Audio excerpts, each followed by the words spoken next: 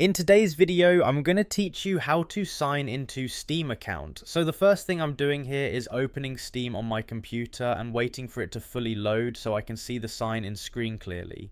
Once it appears, I'm focusing on the login fields where it asks for my account name and password. I start by clicking into the account name box and carefully typing it in, making sure every character is correct before moving on. I always take a second here just to avoid mistakes, since this is what Steam uses to identify the account. After that, I move down to the password field and type my password slowly and carefully so everything matches correctly. Now that both fields are filled in, I go ahead and click sign in and wait for Steam to process the login. At this point, I just stay on the screen and let it load because sometimes Steam needs a moment before continuing.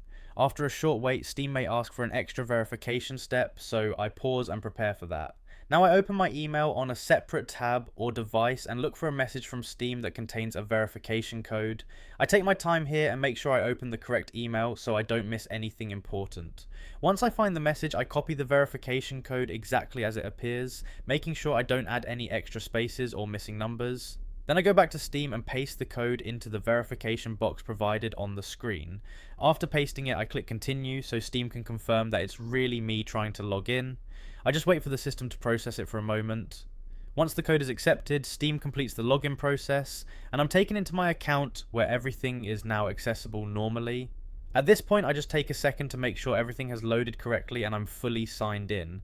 So to go through it smoothly while I'm doing it, I open Steam, enter my account name, enter my password, click sign in, open my email, copy the verification code, go back to Steam, paste it into the box and click continue.